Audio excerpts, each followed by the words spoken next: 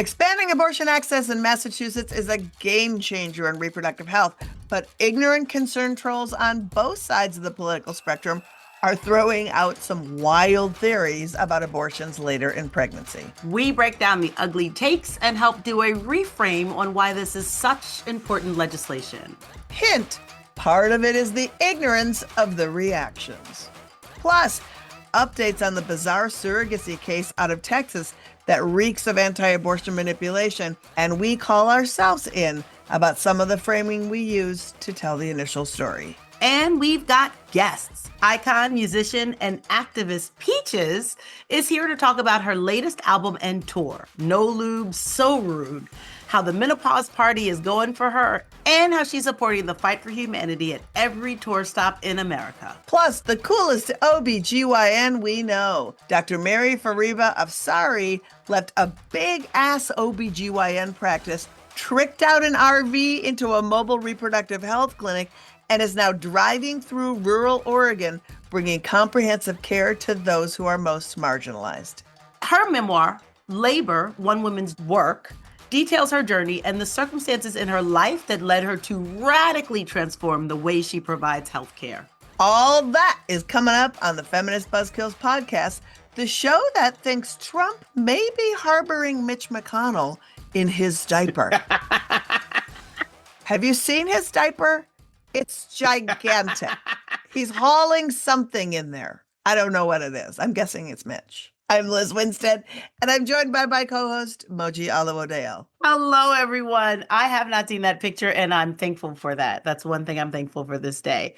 Listen, everything we said is coming up, but first, a lot has happened since last week's episode when we talked about McKenna West, the fugitive surrogate who fled to Texas. The basic story was last week, she fled from Alaska to Texas to avoid the request to abort the pregnancy by the couple who hired her as the surrogate because the fetus developed a serious heart condition. West refused the abortion, ghosted the parents, and hired anti-abortion lawyers to represent her in the case.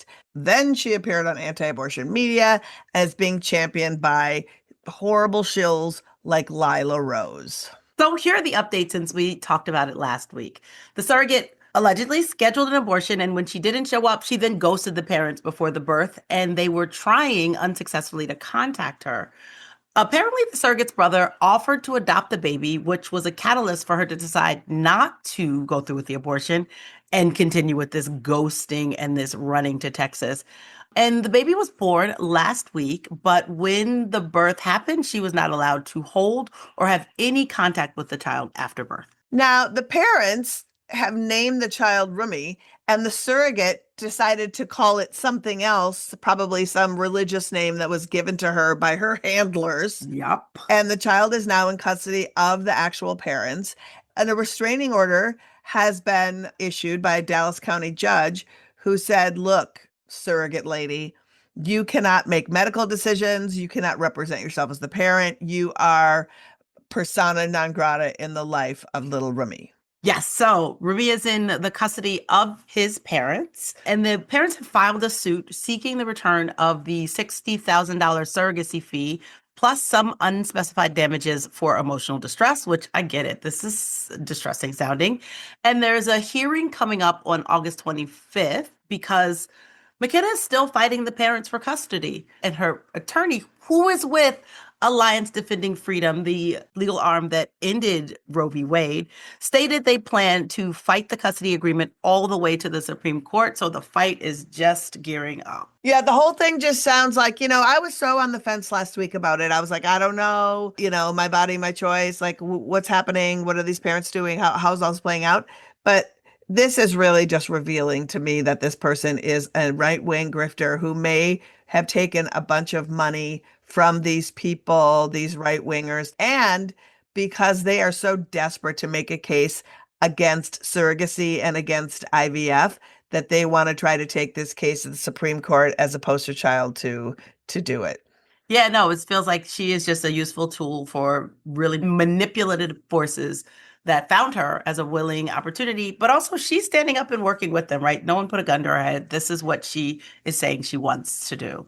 Totally. Reminds me of when the right wing paid $350,000 to Norma McCorvey, who was the plaintiff in the Roe v. Wade case, to tell her to say, you're now pro-life, you never wanted to have an abortion. She didn't have an abortion in her life, but, to make her flip the script. And she showed up at press events and did all this stuff. And then it turns out she just did it for the money and didn't believe any of it. She had a deathbed confession that was a documentary that was pretty good. And then we asked for you guys to send letters about like what you thought, what your thoughts were. And we got one letter that we thought it was really worth reading as we talked about this. It was from a longtime listener who really likes the podcast, was really effusive about how we were presenting more questions than answers and exploring the tricky issue. But then they, sort of said, and we were like, oh my gosh, you're right. So Moji, you want to read exactly like the part where they were like, hey, you guys could do better. Yeah, she called us in. She said, however, I was seriously disturbed by the ableism coming through when you talked about the value of life of a person born with a major heart defect. I think a disability justice lens would be incredibly important to include here, especially with all the questions about who owns whose body, who gets to make decisions, and based on what. I think this lens would just ask more questions rather than resolve anything, but it would at least acknowledge the role of ableism in parental decision-making around termination. Thanks for inviting our opinions. And this was a Michelle from Brooklyn. And I wanted to say again, thank you, Michelle, for calling us in. It is worth acknowledging that. I think sometimes we're so dead set on thinking about how we talk about abortion, how we talk about who can parent, who has capacities to parent, especially when it comes to children that are more challenging, that have disabilities, in how that goes. And I feel like we didn't really put that hat on and talk about all the questions we could have asked around that, right? I think we left that out. And I think that it does a disservice to disabled folks who are walking the earth. I think it makes them feel devalued. And I think it does a disservice to folks who are literally trying to navigate what their own capacities are when a fetal anomaly occurs and how we can be supportive in those situations. Yeah, I agree. And I just want to say, hands down, there is obviously nothing wrong with having a disability or disabled people, full stop. And so if that came through in our conversation, apologize for that. But that is not our intent. No, and I think it's right. You always have to think about all the players and the people who are most affected. When we talk about reproductive justice and when we're talking about a fetal anomaly and who gets to decide and why people are deciding, that reproductive justice disability lens is really important. So thank you, Michelle, for raising our attention to the fact that we were not fully thinking about everyone and all of the situations, and we will do so in the future, be better at that. So thanks for calling us in and not thinking that we're trash and understanding that we are putting that in our cap for always in these discussions. We will be following it as best we can. When big updates happen, we'll cover you on it. We'll be paying attention to it because I think this is going to be a case that is going to possibly decide how and if IVF and surrogacy is going to exist in our life. So wrapping that up, and God, what a mess. Anyway, let's move on, Moji, because we do have some good news and cool stuff we want to talk about. Yeah, we have some really great stuff. And Liz, I actually was so excited when I heard about this campaign. Will you talk about what happened in Vienna? Yes. So when we were in Vienna, we were working with My Voice, My Choice. And a couple years ago, I did a project with them in Slovenia where I introduced a project that we had done to really help out somebody who was under duress online for testifying before Congress. They had their life threatened. And we galvanized the troops with love bombs, we call them, where we replaced all of the hateful comments they were getting with our followers and our volunteers, giving them messages of support on their internet. And when we talked about this program, the My Voice, My Choice folks who we were with in Vienna said, that's a program that we really want to develop because we get so much hate all throughout Europe in what we do that we want to really help the European folks really feel some safety online as well. So just this week, they're calling it Love Only, and we can all sign up to join it. And if you sign up, you just literally sign up and you go to WhatsApp and you be part of a WhatsApp group. And that WhatsApp group is notified when somebody who is doing good work, talking about LGBTQ issues or trans issues or abortion issues, gets attacked by trolls online. They'll send us a notice with the post that they're being attacked on. and then we can send them hearts and messages of love so that the hateful comments are replaced with comments of support. And I'm really excited. We'll put the link to sign up in our show notes. I have a video about it on my Instagram. We have a video. Molly did one on the Abortion Access Front Instagram as well that explains in more detail, but it's a really good way to show support and help people feel safe and feel seen and want to remain on the internet, because, you know, some of the most important voices who are being attacked are the voices we need to hear the most. So it's a really cool program. So go, My Voice, My Choice. Go, go, go. It's really great. I signed up. I'm really excited, not to have to help someone, but that if something happens, I can be called into action and support someone. It's really exciting. It's such a small thing to do and make such a big impact that it makes me feel really happy. And if you want to support the pod and all of our work at Abortion Access Front, you can and should join our Patreon. If you aren't already a Patreon member, what are you even doing? Just go sign up. Just sign up. Go sign up to be the part of the love campaign, and then sign up for the Patreon. It's a double header. Get your sign up on. And when you sign up for FBK Patreon, not only will you get a birthday shout out, you'll also support all of this, dare I say, incredible content and get cool FBK merch and experiences. That's right. All the pledges support this pod and all of our work at Abortion Access Front. So it's a twofer. So pledge patreon.com/feminist buzzkills. Give us a $5, give us a $10, give us a $50, give us your firstborn. We don't want that. I'm ready to parent again, Liz. Come on. I'm not even done. Okay, go for it. Go for it. You know what? That's on you. I never wanted to, so therefore I'm done. And lastly, our featured bit of activism for you to jump on this week. AAF offers so many other opportunities to get active, and one of our favorites is our mutual aid program called Adopt a Clinic. And Adopt a Clinic is a fantastic way for the public to directly support independent clinics, abortion funds, clinic escort groups, and patients by ordering much-needed items from their wish lists. This week, we are showcasing Women's Health Services in Massachusetts, who needs Uber gift cards, warm blankets, and snacks for their patients. The links will be in the show notes. Excellent. They're really a good group. All right. So there's so much news to get to, and we haven't even gotten it. We just did one story. Can you stand it? I can't take it.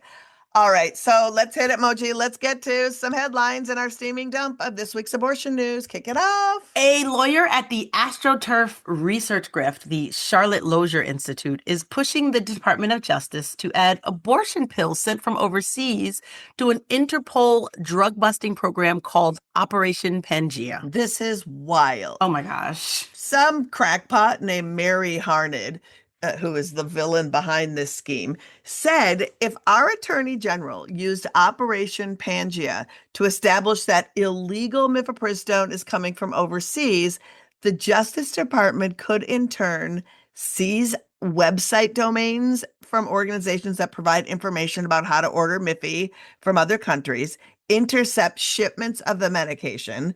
And how do they do that?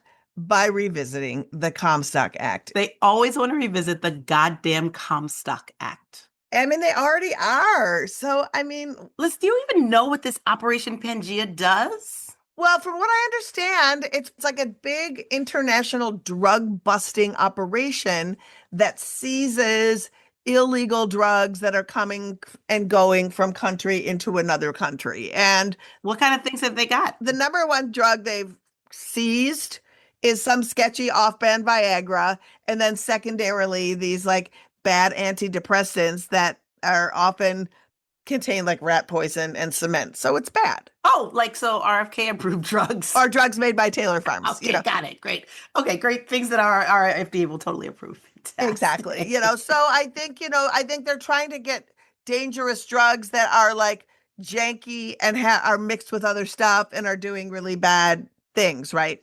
But I don't understand, Moji, like with Todd Blanche as Attorney General and what Todd Blanche has announced he's going to do, like, do we need this? They have Comstock they can use. Why do they need that? Why do they have to get Europe involved in this crazy? I know. It seems odd with Todd Blanche's announcement that he's basically already going to do everything he can. I feel like we don't need to create some convoluted Repro John Le Carre espionage plot to do it. Todd Blanche is on the case. On the case. Well, how else are they going to think that they fooled us out of our rights? I have no idea. I mean, sometimes I prefer the dum-dums who at least write down their nonsense in plain English, like the troll you dug up this week over on Reddit or some such place. I wish it was Reddit. It was off-brand Reddit. We actually took a detour over to incels.is. And on it, some man, Avi, wrote a treatise on how decriminalizing rape would lead to less abortion. And then it only gets crazier from there. That's like it restarts. And then I'm like, where are we? Oh my God. This man's arguments literally make no sense. Like, how does decriminalizing rape lead to less abortion? That 1 + 1 does not equal 12, dude. So I read his point. Am I reading this right? That he thinks we criminalize abortion and then decriminalize rape, then men cannot be accountable for their violence and instead assert themselves in their good judgment as rapists to re-traumatize the person they raped by raising the child they were forced to have together? Is that the plan? Wow, you made so much more sense than what he said, and it still sounds bonkers.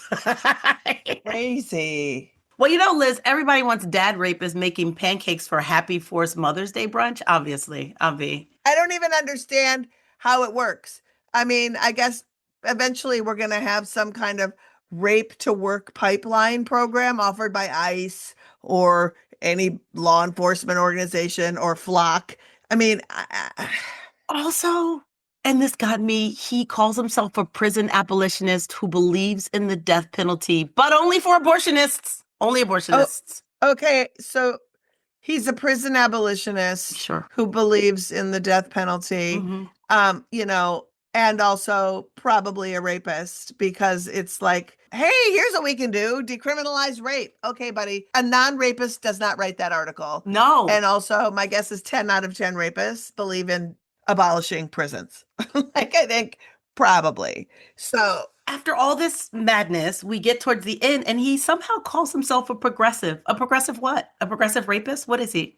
I mean, I don't even know. It is a progressive shitbag that believes in prison abolition and the death penalty. So make sense. It doesn't make sense. We do have a good story, though. I know I'm getting out of that guy. And we're going to a story that is really good because it's good about people who are fighting back. So a federal prosecutor who was fired in April is suing the Justice Department for alleging that she was unlawfully dismissed for political reasons tied to her work prosecuting a case against anti-abortion activists.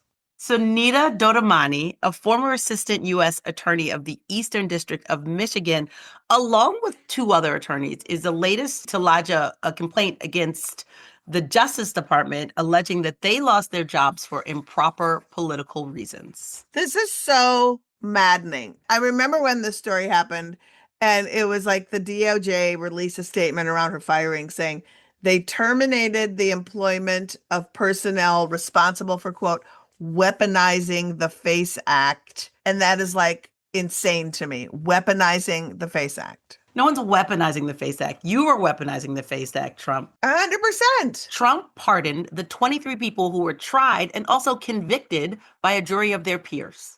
And he also uses it against anti-ICE protesters in Minnesota. So he is totally weaponizing it. We have seen firsthand at AAF people violating the FACE Act. Cal Zastro is one of the people named in one of these suits who has been a person who has overstepped and violated federal laws all the time. And it is so maddening to hear that several people have been fired, not for weaponizing anything, but for doing their jobs, prosecuting people. There's so much about this is maddening, but they were representing the U.S. government. They weren't at all like even going with their personal opinion, right? This is a job. It's a job. And people were breaking federal law. A lot of people, 23 people, were charged and convicted. And Trump is saying they were weaponizing this law. And, again, lawlessness is pardoned.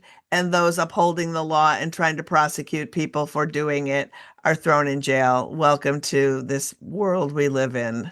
I mean, it is just insane. And, but again, I don't expect the anti-abortion people to ever confuse facts when their feelings just do all the work for them, which leads us to our big story here for sure. In Massachusetts, they have done so much good this week, and man, the anti-abortion people are out in force. Yeah, they are. Listen, last month we reported that the state of Massachusetts passed legislation essentially removing their 24-week gestational abortion ban. And instead, they decided that the decisions around later pregnancy termination should just go into the hands of pregnant people and their physicians. And this, I think we can all agree, is great news, right? This will allow people who need care to receive it close to home. This is a win for abortion access and patients' rights everywhere, right? Wrong. The anti-abortion movement heard this win and started screaming, abortion up to birth, literally to anyone who would listen. Anyone. And it wasn't just like Republican anti-abortion people. It was Democrat anti-abortion people. It was anti-abortion people everywhere. And like, what did you make of all this backlash? I was kind of blown away by how fast and furious it came. Well, I expected some because, antis can't let a goddamn thing fly. But I didn't think that it'd be so much from our side, and I didn't think it'd be as ham-fisted as it is. Yeah, it was relentless. And, the second I was reading about it, there was an article in Breitbart, of all places, that I'm not going to link to, but they were like, and 9 Democrats sided with the Republicans to vote against this ghoulish thing. And of course, 8 of those 9 Democrats were men. And they had some like choice quotes. Representative Chris Markey of Dartmouth told Breitbart, again, Democrats going to Breitbart, thank you. He was deeply disappointed and said it creates a very slippery slope. Slippery slope to where? Healthcare? I don't know where the slope is going on this. A slippery slope to what exactly? I don't know. Like, that's crazy. Like, abortion is not a gateway drug, friend. It isn't. No. It is not. Also, State Rep Dennis Gallagher, another Democrat, representing the 18th Plymouth District, said that while he believes abortion should be between a woman and her doctor, he could have stopped there. There should be more emphasis on alternatives to abortion late in pregnancy, like adoption, when the mother's health is not in danger. But like, he doesn't consider the health of the fetus. No, and also he doesn't consider later abortion often is because a lot of what's going on with the fetus might be incompatible with life. How do you adopt a child without a skull? How do you adopt a child that's going to live for 20 minutes or an hour outside of the womb? Like, why do they keep talking? I just stopped giving men microphones. Thank you, Sarah Hester Ross. It's not going to happen soon enough. The problem, Moji, is their horrific narratives work or they wouldn't do it. Yep. And I think they're successful because I think that we have been terrible at messaging around later abortion, and we've been afraid to talk about it, and we hide and all this stuff. It's true. When we actually talked about it, we had Erica Christensen from FemForward who experienced trying to get later abortion care in a safe state like New York. And when asked, why did she think they were successful, similar to us, it's the stigma, right? We let the sort of stigma and shame around abortion fester. And then it's really easy for antis to come with some bullshit testimony, not based in fact, based again in their feelings, and make it sound like people who believe that women shouldn't have to travel out of state to get the care they need are in fact the ghouls. And again, it's why these stories matter. It's why we're doing Miffy stories, telling these stories matter, because the truth is those posters that they hold outside of those clinics have been how abortions have been defined for the whole history of abortion, and we need to do better. And it's that, and it's also just the way we sort of allow everyone's pregnancy to be everyone's business, right? If you read any newspaper, right? A tragic accident happens and then it includes a pregnancy. Oh my God, it's even worse than ever, right? A person does drugs, maybe not great. If a person is pregnant, absolutely it's fine that they go to jail. How else are we going to punish them, right? Why help them get help? Why help them get help? And also, why not deal with the person who is living it in front of us and having issues that they need to address?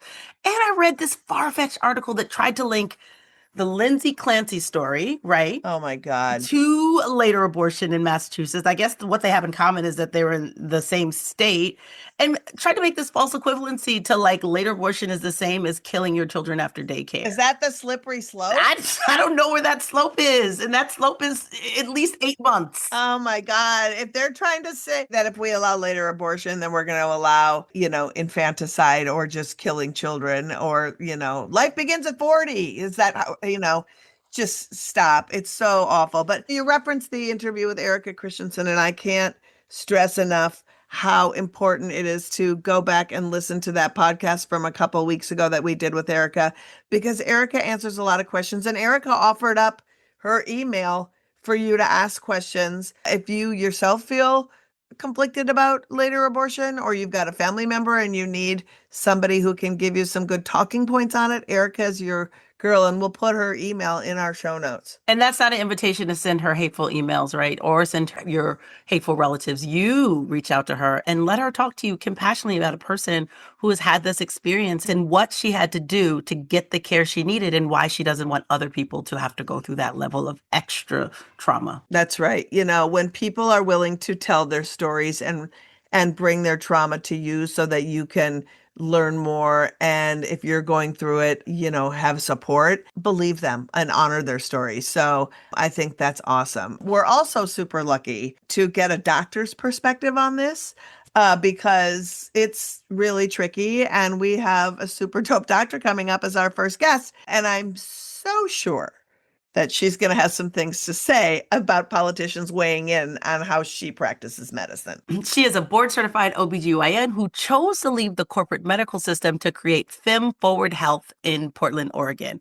In her new memoir, Labor, One Woman's Work, she details how she launched FemForward and how converting an RV into a mobile reproductive health clinic is changing lives in the Pacific Northwest. Please welcome Dr. Mary Fariba Afsari. Hello, Mary. Hey, Mary. Hi, everyone. It's so nice to see you. Good to see you. So excited to see you. So excited to have you here. Liz and I were just talking about all the backlash to this new Massachusetts law that removed their gestational abortion ban. So from a physician's point of view, can you talk about this expansion of care and what it could mean? Sure. I mean, the problem with limits is it basically takes the physician, the patient, the medical condition out of the conversation, which really should be the primary focus of any conversation. When you're talking about ending a pregnancy, the reasons behind ending it, it's so complicated. As I write about in my book and I speak about, you never know what somebody walks into the room with. They come in with their uterus between their legs and a history within that uterus.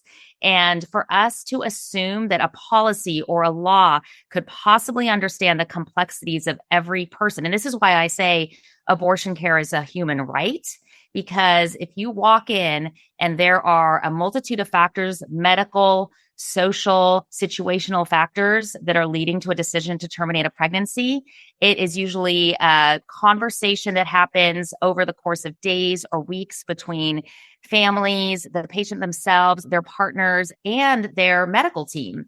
And often when you have later need for termination of pregnancy, almost always in those conditions, it is a grave medical situation.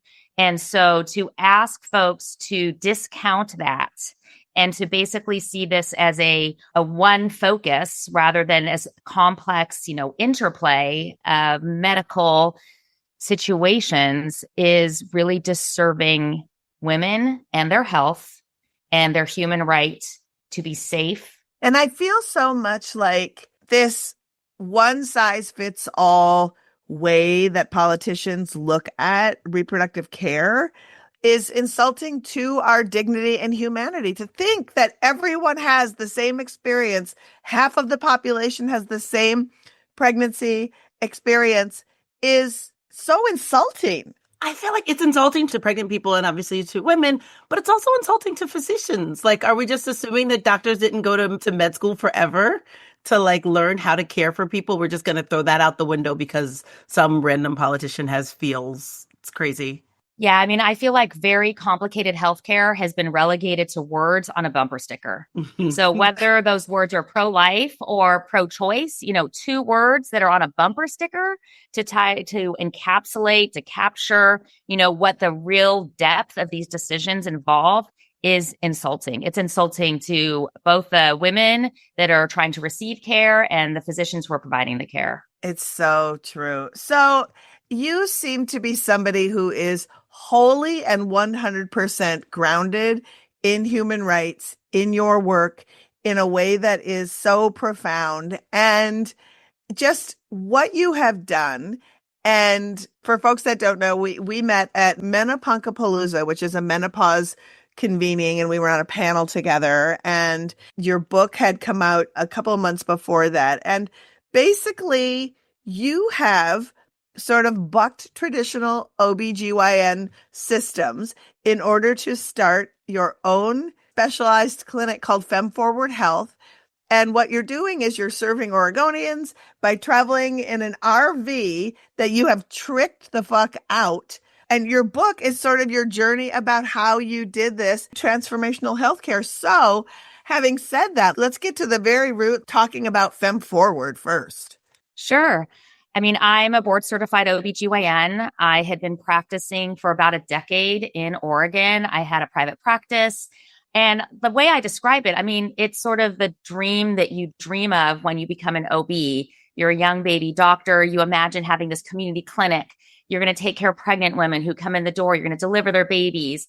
And then we also do complex surgery. So all the way through hysterectomies. And I was doing that for a decade. I was the person that got called in the middle of the night, whether it was a ruptured tubal pregnancy or an emergent delivery.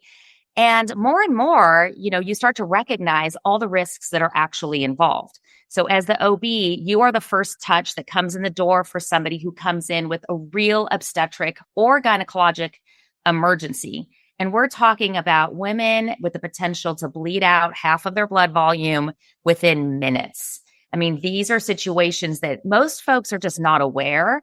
They think that our job is to deliver babies and it's a celebration. And a lot of times it is. But when things go wrong, they go wrong quickly and they happen to young women, usually with families, sometimes with other children. And you need a specialist who has been highly trained. And that's what an OB-GYN is. So I was doing that work and it was very gratifying. And then over and over again, I started to face both in the hospital and in my clinic, the challenges that people face when they can't actually access care. And I was in Greater Portland. I'm not even talking about rural America, the counties that are hours away from specialty care. And I had this idea that eventually, when we knew that reproductive access was going to go away, we could see it coming down the pipeline. Back in 2015, 2016, we could see the lower courts getting, replacements happening. And so those of us in that world were like, this is going to happen. And actually, for a lot of populations, it was already happening, right? There are a lot of women all over the country that already were not able to access care. So I thought, well, I know what I'm doing, and what I'm doing can be done in a simple exam room. And what about if we put that on wheels in the back of an RV, just me and a medical assistant? She is trained in phlebotomy. She does blood draws. She assists me with procedures. And we started from nothing.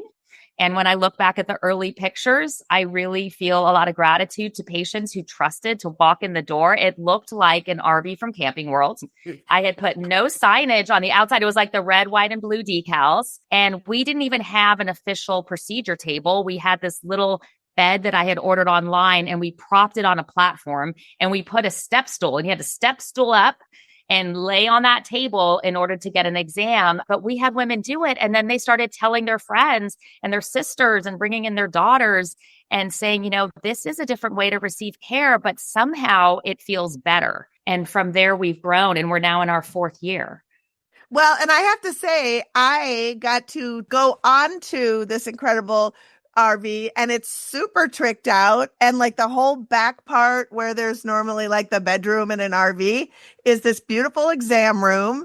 And it is amazing. The whole thing is so cool. And I have to ask just how this changes. How does this change the face of providing care to folks in rural Oregon? I mean, it's incredible.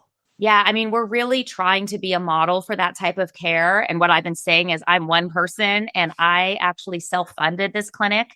So the way that it looks today is just a complete DIY operation. It was myself and friends who sewed curtains and, friends who, were willing to pull out water gallon tanks and replace them and things like that. So how does it change care for rural Oregon? It gives us an example of a way to take specialists like myself into communities where these folks would otherwise have nowhere else to go. So if you imagine pregnant women with high-risk pregnancies that now have to travel, 2 to 3 hours to a hospital, some of those pregnancies require twice a week monitoring. So how do you do that if you're asking them to get into a car and travel? I've had patients in my practice who didn't have the money for that kind of gas, and they were in a place where the bus didn't come. And so I love the idea of being able to create these sort of a fleet of these clinics that can they park on private properties. You can be on borders of states. People can come to you. We are in parking lots, and we're also on a property where we park on the grass in front of a barn. So you said that people who come sort of rave about this different kind of care. I would like to know, what are the things that they say? I feel more seen. I feel more empowered. I'm just happy to not drive 2 hours. Can you just give me some of the comments? Are you looking for the Yelp reviews, Moji? What are the reviews? We do have some wonderful Google reviews, but it's really surprising to me too, Moji. I have to say that when I started it, I really saw this as we're going to people in order to allow them to not have to travel very far. But just very recently, in the last 2 months, we had somebody come 6 hours from California to see us in our clinic, actually got a hotel room for the night after her appointment because she didn't feel like the care that she was receiving was the kind of care that she needed. And she wasn't wrong. I reviewed her records and we were able to kind of go over what it was that had been missed. And I don't blame doctors for this. I'm blaming a system where we don't have enough support for primary care. And we just have a gap in terms of where people can access this kind of care. And also we know the waiting times. Right. So we try to be available within a week or so, and we try to squeeze people in when we can. In addition, there is just something about being a part of something different than what has always been done. And I like to say when you build something aspirational, you attract aspirational people. So we built this clinic with this idea in mind. And guess what? The patients who come and see us, they want to be a part of something that's larger than themselves. And so they step in the door of that RV. It's just 3 of us, or they might bring, we have kids that like to sit in the driver's seat and honk the horn. And we get to have a conversation. You're not in a waiting room. If you are getting gender affirming care for transgender care, if you're somebody who's experienced infertility or multiple miscarriages, it can be really uncomfortable to sit in a traditional OB-GYN waiting room. And so to be able to pull up in your car, you come into our clinic, you just have us, and it's real one-on-one. That's what's changing people's idea of how you actually can receive care. I feel like we're giving patients the care they deserve, and then they are giving me back this joy in medicine that can be lost. What I want to do is start singing Hamilton, immigrants, we get the job done, right? I mean, it just feels like you are a child of Iranian immigrants. You also live in a rural community. You're a woman. How much of that is you just seeing the disparities for healthcare in all the different communities that you are and that you serve? Is that just the drive always?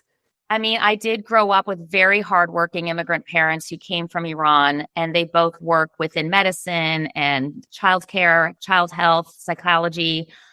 I was raised in a household where you went where you were needed. You didn't necessarily work a job in order to just benefit for yourself. You went where you could be of service. And so I think looking around and figuring out where is the highest need and how can I be of service to that is definitely ingrained in me. Yeah.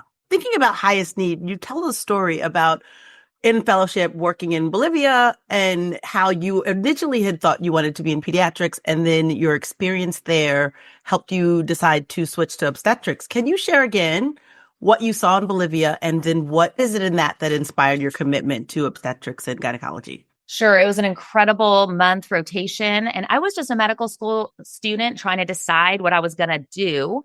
And I went down there working in pediatrics. And so we were in very, very busy, like government run clinics, where in those situations, you might have 50 or 75 women with babies waiting to come in and be examined.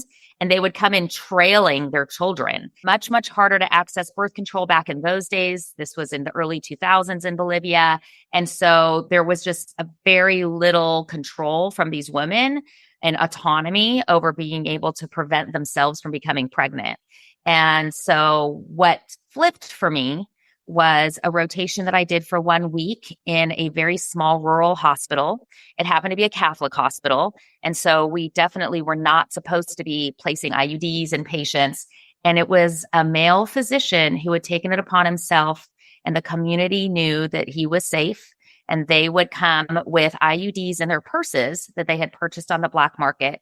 And there literally were nuns roaming the outside of that hospital, and the shades were drawn. We would not write down names, and he would put IUDs in these women, cut the strings really short, because with an IUD, you can feel a string if it's too long. He wanted to make sure that if they didn't want their partners or husbands to know about it, that they wouldn't.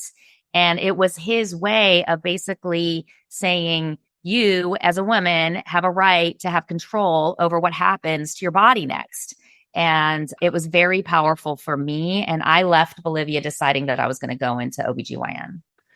I loved hearing that story, and then hearing it and looking at what the current HHS is doing with Title X and essentially trying to remove contraceptive access from our girls, right? From teenagers, from young people, and instead moving towards like pregnancy education and period tracking. Can you just talk about maybe some of the lessons that you saw in Bolivia that we can bring here? Yeah, I mean, and not even lessons necessarily just from Bolivia. I saw an article this morning where, unfortunately, they're starting to see an increase in teenage suicidal ideation in states that have the abortion bans. They're seeing it higher in the women and girls in those states compared to other states. I experienced that in my clinic. I have young women that come to see me, and we're fortunate here in Oregon that we can still provide, full scope contraceptive care. And they're asking to have their tubes removed. They're asking for permanent sterilization procedures, because these are girls and women in their 20s that know that they do not want to ever get pregnant. Or perhaps they already have a couple of children and they know that they cannot and do not want to get pregnant again. And there is a deep, deep fear that if they were to get pregnant and the laws were to change everywhere, that they would be finding themselves in a very dire situations. And I have had patients confess to me that if they found themselves in that situation, that considering ending their own lives is not off the table. Okay, so now we're dealing with something that is really grave and extremely serious. And in fact, over the decades since I've been in Bolivia, they actually have access now to abortion care and birth control. And that has changed for that population. And we see that happening all over South America. And we see it happening in other countries where it does take a very activated citizenship to rise up and to speak out and to basically let governments know that we're not going to stand for these types of regulations. I feel like your practice is so profoundly comprehensive. But one thing we haven't actually drilled in on, and I'd love for you to just say it out loud, is talk about who are the populations that you serve and what services you can do in this RV. How tricked out is the RV? Does it go from, mifepristone, medication abortion? Can you deliver babies? Like, what can we do in the RV? Talk about it. Here's the thing, and I think my book tries to explain this through the different stories that I tell about patients, is that OB-GYN is a very, very broad scope of care that we provide for women and girls, usually starting around 12 or 13 when they kind of start their periods, or if they have issues with those, all the way through menopause, all the way through, unfortunately, when you get into your 80s and 90s, sometimes your uterus starts to fall out. And we take care of those women as well, right? So it's a full scope. In my RV, that's what I do. So I see teenagers who have issues with endometriosis. They might have irregular periods and bleeding like PMOS. I do infertility. I do queer fertility. We do IUI and artificial insemination that can be done by a general OB-GYN. It doesn't go all the way through IVF, which is a little more specialized. We do early pregnancy ultrasounds. I offer free first trimester ultrasounds because we know that the pregnancy resource centers around the country tend to have political and church funding. And so folks that go into those, they just want to know that they have a pregnancy and they want to know where the pregnancy is located and if everything is okay. They're not often given all the advice that you can receive. And just like most OB-GYNs in this country, I'm doing well woman exams. We're diagnosing ovarian cysts, cervical cancer, pap smears. We're doing a ton of menopause and hormonal care. And in addition to that, if somebody comes in and they have a pregnancy and they desire termination, we can do medication abortions, and we can also take those patients for procedures if that's what they choose or they would like that. We have arrangements with facilities where we can do that. The one thing I don't do is full scope pregnancy care. It's very hard to take care of a pregnant woman as one person who's driving around the state. And so I transfer early pregnant patients to places where they want to be cared for, whether it's midwifery care or OB-GYN care. I'm waiting for somebody to walk in the door and just deliver in the unit. I'm not inviting anybody to do that. That was absolutely one of my questions. So I'm glad you've addressed it. If it happens, we will take very good care of them if somebody knocks on the door, but that is not in the scope of care right now.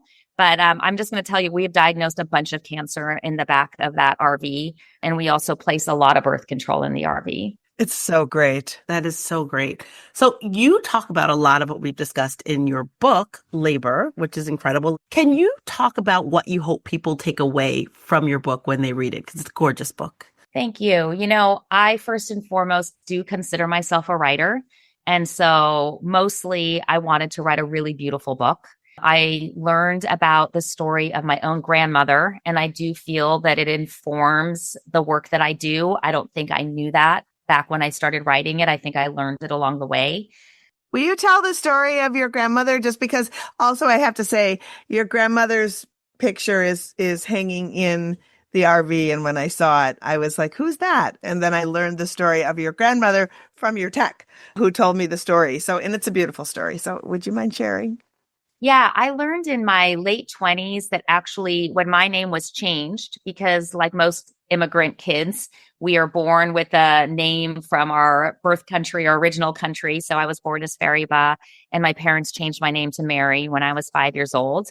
And I didn't learn until I was late in my 20s, early 30s, that actually my grandmother in Iran had also been named Mehri, and I was named for her. The reason I didn't know very much about her is because she died when she was 26 years old, and my mother was only 4. And nobody really knew much about the sort of circumstances around her death, but we did know that she was pregnant, and she was pregnant with her 5th baby in about 6 years. And I only learned when I started investigating her story, and this was sort of halfway through my career, about 10 years into being an OB-GYN, I started asking questions. I wanted to know, does anybody know why and how she died? She was pregnant. I'm an expert at this. We should have some sort of explanation. And I learned from one of my aunties that it seems like she actually was given something to drink to end the pregnancy. And I do think that she was choosing to try to end the pregnancy. And it ended up, unfortunately, killing her. So what I have done in sort of the spirit of other books in literature that bring our ancestors through as sort of a moral conscience of our times, I talk about Beloved, I talk about Homegoing, these books where you're really just using the stories from your own life to better understand the situations that we're living through today. And so my grandmother Mehri's story is woven through these very real sort of current modern day stories in terms of reproductive health. And that's what I wanted to share with folks. It's not a warning per se, but it's kind of a deeper understanding of what happens and what is the slippery slope that we start to find ourselves sliding down when we give up small sort of challenges to bodily autonomy, right? So the very little things. And what we saw in Iran during the women life freedom movement was just the murder, essentially, of a woman in Iran, a young woman, Gina Masa Amini, just for showing a few tendrils of her hair from underneath a scarf. And that comes after 40 years of regulating women's bodies over there. And so I also write about that, and I think about that every day in the work that I do, that we have to take a stand from day one in order to prevent decades down the road from that being our lived reality. Yeah, I think too often in countries of privilege like America, it can't get any worse, and we take those small things and they become larger things. I remember having this conversation about bottled water with someone, and it was the same thing. It's like, if we accept bottled water as a premise, we do not accept the fact that people without means will not have fresh water. We will not have fresh water. All of a sudden, water is a commodity instead of an essential. And I think that we don't look at those things enough in this country. And I think that that is such an important point. And thank you for making sure that people are reminded of that, because I think it's huge. So you touched on this before, and I just want to go back to the RV. In a perfect world, is FemForward Health the path forward, or do we need a dramatic reimagining of how the healthcare is delivered? Because, let's be honest, you talked about a fleet, but one woman in an RV, she can't serve everyone who needs it. So what do you see? No, it's a great question. We need it all, right? We need healthcare reform from the highest level of how healthcare is paid for. And I watched it change over the course of my lifetime, because my father is a physician and I was a little girl and I would help out in his clinic. And I saw the autonomy that physicians had when I was younger in order to provide the kind of care that they felt was necessary without being fear of repercussion, without worrying so much about reimbursement, without being sort of mired in what doctors are mired in today. One of the reasons why my clinic works so well is because I created it as an idealized model of care where I spend the time that I want to with patients, but that's not necessarily in this healthcare system sustainable. It's a model of care that needs to be funded, that needs subsidy in order to keep that kind of care going. It's not the kind of care that everybody needs. And the way that I envision it is, if we had better preventive health care, if we had better public health in this country, which we don't. In this country, our emergency rooms function as our public health units, right? Anything that a patient needs, they can't access care, they are sent to the emergency room. Okay, so we don't have great infrastructure there. And our hospitals are overrun and overtired. And then what we don't have is, we don't have a home healthcare system like they do in other countries where I've been, where a nurse knocks on your door when your child has a fever and does a quick little assessment and helps you decide what needs to happen next. So it's a huge undertaking, Moji. I just wanted to be one person that was able to demonstrate what's possible. And I feel like if it's possible to do what we're doing, which we have over 2,000 patients that we take care of, then so much more could be achieved. Well, you need to be shouted from the rooftops for sure. Oh my God. Also, 2,000 people, that's incredible. I guess when you move to people, you can really maximize the quantity of care you give. Yeah. I love this. Where can people find you and support the work you do and support FemForward Health? Yeah, thank you. I have a website. It's drmaryafsari.com. It has a donate button for the clinic, and it'll take you to that section. We created a 501c3 so that folks can donate. You can buy my book, Labor, anywhere that you buy books. There's a ton of story and information in that I hope inspires people to also think about what can they do in this moment of time when people are feeling kind of hopeless and desperate. How can you create like your own little corner of the world that is actually doing something that brings meaning, not just to your community, but also for yourself? And I'm on Instagram at Mary Fariba PDX, and people follow along there to see what we're doing next. You're hilarious on social media. Thank you. Yeah, your social media is great. You are so inspiring, and living out loud and showing a new way forward is 100% your jam. Mary, your book is inspiring. You are inspiring. You talking about the work that you do in Oregon and for Oregonians is such an incredible story. I'm so glad that you came and shared this with us. And everyone, I encourage you to read the book, support Mary, get on board. 100%. Mary, come back again, please. Let us know any way we can support, because we want to get the Mary train chugging on all the tracks. Thank you so much, you too. I'm so happy to be in this with both of you. As always, these stories will be in the show notes. And if you're looking for the most up-to-the-minute resources on accessing abortion care and funding for your care, hit up our friends at abortionfinder.org. We do this show because this kind of info is not given enough attention in the media. So Help us spread the word by showing us some love, liking, subscribing, giving us a 5-star rating, and in fact, write us a review. The written reviews really nail it and help us soar into the algorithm. So do that. Oh my gosh, Liz, I'm so excited about the next guest. She is also a badass out on the road. She's just bringing a different yet similar kind of vibe. For sure. While some of us are still fucking the pain away, our next guest's new album titled No Lube, So Rude has us fucking how we want to fuck. More on that later. Please welcome our favorite Canadian import, punk icon and activist, the one and only Peaches. Hey! Hello. Hi, Peaches. Hello.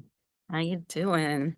Oh, we're good. This tour, it speaks to me on a bunch of levels. I mean, the album and the tour is called No Lube, So Rude. You got a song called Hangin' Titties, and all of this lands very different. Moji and I were talking about it now that we're in various phases of menopause. And I'm like, is that intentional? I totally wanted to ask you if that was intentional. Of course. It's just like where we're at. A lot of my work is, to be honest, reactionary and also like mind blown reactionary. Like, what is reality really? And why is it like that? And how can I react to that in a way that brings light to it and also humor, but also because things are so, fearing and scary, you want to bring them with some humor, but not in a way for escape. But in terms of hanging titties, it's like there's so many songs like Look My Little Perky Titties Sitting Up, hanging titties, and that's where we're at. And they do their thing, and they're like, little, what are those ball bearings, that like go big. Mm-hmm. I was going to say those clackers that we used to have when we were kids. Oh, yeah, I remember clackers. Remember and then you'd go like this with them, which I feel like maybe doesn't work. But I wanted to also ask you too, we have been talking so much about the fact that nobody seems to prep any of us for what happens in change of life. Do you feel like as you have gone through all the physical changes that happen around menopause, did anyone prepare you, or did you feel like, oh shit, I'm in this and what the fuck? No, and I came by very early on. Like my period stopped at like 36. Whoa. But, it was also because I really didn't go to a gynecologist, I was on tour, whatever, blah, blah, blah. And then I finally went to a gynecologist, and my gynecologist, we had a bad start. She was just kind of very, very mean. It kind of scared me. I didn't want to go in the first place. And I told her my period stopped, and she gave me this pill. She said, okay, this is going to make your period start again, which also was like, what? Why? And then I guess my body was so scared that I actually got my period that night. Oh my God. And then I called and I said, I'm bleeding. Should I take pills? She's like, well, you're bleeding. I guess you had your period. Like really with attitude. And I was like, I'm never going back to you again. So I didn't go to the gynecologist for 2 more years until I found out that I actually had one of my eggs stuck on the end of my ovary. Oh, and that was why you... Yeah, because it was just stuck there. It was just hanging out, stuck? It was just stuck. Yeah, hanging out. Like food in your teeth? But yeah, exactly. Oh my God. That's wild. I'm assuming it's a different doctor that found the egg. Also, meet people buy your hooch. Yikes. Well, so finally, I got a nice gynecologist, but still, I was on tour all the time. I was sticking my head in fridges all the time, trying to like cool down, and I'm also like usually 10 years older than everybody around me because just where I started music and who's in my field and everything. So I had no one really to relate to. I didn't really have anybody that I knew had this before me or a mentor or anything. Actually, I had met 2 women once. I went to outside of Nova Scotia to like some amazing area. It's like, when everything goes to shit, that's where I'm going to go. And these 2 women, they were my age. And I'm like, so menopause. And they're like, no effects whatsoever. We just live in the country. And they're so in tune with their bodies and everything. It was like, wow, I finally get 2 people to talk to. And they were like, no effect at all. We're fine. What are you talking about? We never go to the city. We have no idea what's happening with menopause in the city. Crazy. Yeah, not great information, not great experiences. And I was also told, don't take the estrogen gel for too long because it's going to give you breast cancer. And I was petrified of that. I've now been on the gel probably for like 12 years. And It's a game changer. the minute I did it, it was like, Oh, I'm not dry down there. I'm not like, That's the whole thing. And we don't want to talk about it because our society has just ground into us that we are only valuable to the male gaze. And so breaking that shit so hard is so important. I feel like I'm the person now who's 10 years older than everybody else. So now I'm just giving everybody the scoop, like, use it or lose it. Get a bunch of toys, get that lube, do it, get the gel. No lube so rude is the anthem. because I was thinking about, when you think about lube or people who don't use lube, and then it's like, it's not just for gay men who forgot their poppers. Right. It's good for everybody. Like, it's very inclusive, a beautiful thing to have to make things easier. To have them glide. Yeah, to glide through. Like, and if we had that in a sort of like conversational, magical form that we could use to relate to each other and glide through conversations with people who have different perspectives than us, that would be really beautiful. Yeah, And on a sexual level, it's such a game changer. it is. And if you don't bring it, it's rude. In the same way, like if you didn't bring the dental dams or you didn't bring the condoms for, like you don't have lube. Right. Yeah, it's almost, we should be doing some non-lube shaming. Oh, you don't have lube? Maybe not for you. Yeah, that's what it is. So, Peaches, in this tour, you are, as always, coming in fierce. And so many women learn that they are full out of fucks as they get older, but you kind of never had fucks, right? You just were fuckless. So what does your art give you now? And what are you hoping to give with the new album and the new tour that maybe feels like something fresh? I mean, it is fresh because it's really actually the time when I should be doing this, where, I'm about to turn 60 and, I'm doing this very physical show showing people that, 60 isn't what you think 60 is either. Think about when you were 20 and someone said you're going to be 40. Oh, You're like, 40? You mean 10 years ago? Yeah. I know. Right. It's true. Like yesterday. Yeah. I mean, I think it's more important than ever because I don't give fucks and because I have the experience. So I'm telling you from the other side. I just turned 65 last week, and I feel like being and owning a presence in the world and showing people you deserve it is monumental for the generations behind us. And I love it. I feel great. I feel like I'm in it. And how has your energy changed? And how are you getting your energy as opposed to how you did when you were younger? I feel like actually the energy feels good. I feel more like deserving and I feel more in it in the way that I feel like when I started, it was like a lot of fight and a lot of like, everyone's against me. Blah, now I'm like, you're not against me. Or if you are, that's fine. Leave. Like, I'm just going to do my thing. And I'm going to really do it with a lot of energy in the way, but I let the energy come through the show instead of just like being angry about it. I think the clarity is so key, right? Because it's like, it goes back to that giving fucks, right? It's like, I've seen your moral compass. So if you hate me, I don't care. Yeah, true. I want to bring us back to moral compasses because you are tackling fascism here and in Germany. And can we start with Germany, where you are? What in the Peter Thiel is going on? Like, what the fuck? I'm just like, these like raunchy fascist gays are killing me.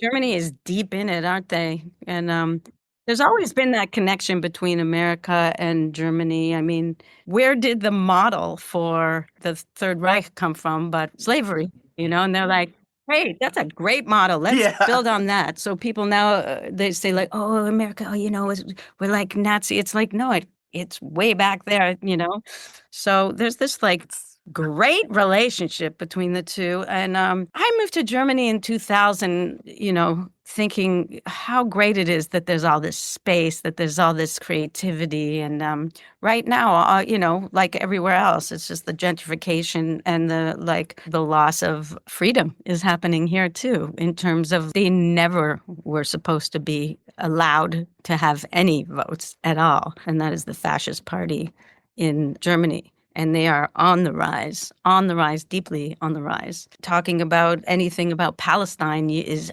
completely off limits in terms of getting funding, or Germany can't see the big picture on that, or their connection to it, or the money that they're, the second biggest supporters of arms to Israel. It's going down.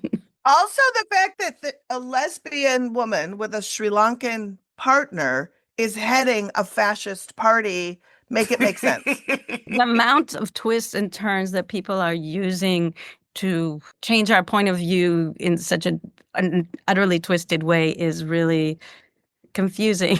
It feels like you're being gaslit, right? Like where you're like, oh, this woman is like, oh, immigrants go. And it's the same here, right? JD Vance, who I know went to Germany, has also an Indian wife. And it's like, wait, how are you anti-immigrant and married to immigrants and leading anti-immigrancy? Like, good for you, not for us? I don't understand. It's mostly about money, right? It's just money and power, and it's always been money and power.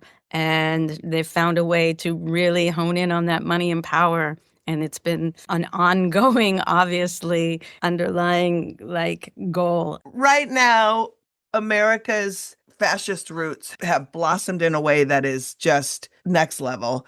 How does it feel to be touring in the States in this time and in this moment? Feels vital, feels really like, let's go. We need a place to get together, physically feel each other, understand that we're important and we matter and we can't shy away now. All right. But you haven't given up on democracy, right? I'm not giving up on human rights. No, you're not. And I think what's really exciting looking at this next upcoming North American leg of your tour is that you'll be partnering with Noise for Now, which is an organization that supports reproductive rights, and Headcount, which will help register voters, which is a lot of what we need to work out shit here. Doing stuff like this is incredible. What helps you stay hopeful while all of this is happening? That I can be a part of being hopeful, I feel very privileged that I can have people come to my shows in places like where I'm going. I'm going to places I've never been before, like Arkansas, Kansas City, Missouri, or Oklahoma City, 2 different places in Tennessee, Cincinnati, Ohio. Like these places, this is important for me to go to those. It's not important right now for me to go to New York, as much in that way. At our organization, we tour a lot. We bring comics and musicians out and we talk about reproductive rights and we have the activists on the ground. And that is exactly our philosophy and has been for a really long time, where we are going to these markets where people need us the most. And it is so inspiring to feel and see folks who are usually forced to travel to see a show like yours or a show like ours in a bigger city to say we value your community. And also, the thing that I love about what you're doing is you're bringing people together who maybe didn't know they existed in that community. So people come to a show in Oklahoma City and they're looking around. It's like, holy shit, there's thousands of Peaches fans here. And then holy shit, there's an organization here that helps us register to vote and get us moving. Like, it's so commendable and thoughtful. And the way you've done it is like, that's the way we win. Yeah, that's the way we win. We also come together as a community for what we're doing and help people find all these ways to get involved. So cool. Yeah. It's very cool. When I read that part of your tour, I was super excited. When you decided on these states and sort of to go kind of outside of the expected comfort zone for a Peaches fan, were there any places where you're like, I don't know if I'm gonna feel safe there? Or were you generally just like, fuck it, I'm going? I feel like I'm going to be okay. It's a matter of getting into the States is the first part. Yeah. That everybody feels fine and protected, And, now that we know they're scrubbing our social media every time I leave or come back, I have to bring a different phone and do all this shit and make sure that, because we are not friendly territory to the government, but we also don't give a fuck anymore. Again, that's part of the joy of turning 60, 65. You're like, oh, what are you going to do? I don't care. I honestly don't care. Yeah, right. What are some thoughts as you're going forward and you're looking at the world as a whole? How are you thinking about the future for yourself and for your loved ones? What are you taking in to all of it? I'm in a tour and I'm working. I focus on that, So there's a lot of work to be done all the time. My social media is not about how can I go viral by saying the same line that everybody else said 4 hours ago?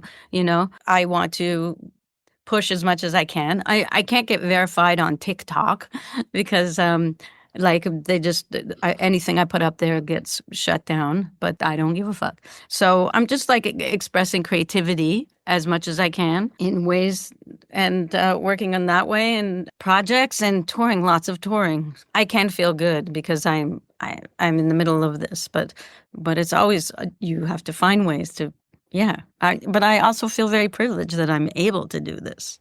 I think the last question I wanted to ask you is if you could tell people, because you're the master of fusing joy and rage and motivation all in one fell swoop, talk about joy as a tool for change and why it's important. Well, if you don't have joy, you're not fully embracing everything that's happening to you, because you have to find your own joy in order to exist, in order to also find your rage. I think you have to find the rage in the joy instead of the joy in the rage, or I don't know which way it is, but I feel like the joy has to be bigger. It has to be like you have to remember what you believe in and who you are, and then see where it is that isn't aligning and how you can bring it with love and with force in terms of like power.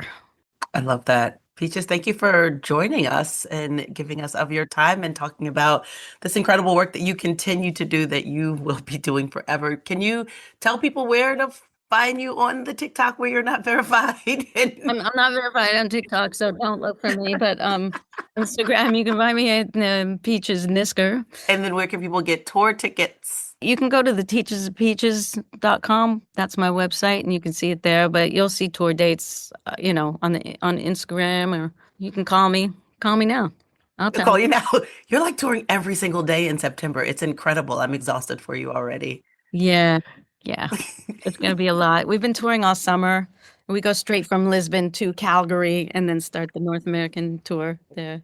Well, if you are in the States, make sure, or if you're in Lisbon, make sure you go see Peaches, because it is an experience that you don't want to miss. Thank you so much for giving your time and your talent and your treasure to help make the world a better place. Thank you, guys. Thank you.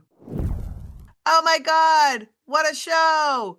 It was amazing. Thank you for listening. And thanks again to Mary Fariba Afsari. Buy her book, Labor, and donate to FemForward Health. Did we make you smarter? Did we make you laugh today? Yes. Then show some love by liking, subscribing, and giving us a 5-star rating. And if you want to go an extra mile, then join our Patreon. You'll support great content and get really cool FBK merch and even better FBK experiences. All pledges support this pod and all of our activism at Abortion Access Front.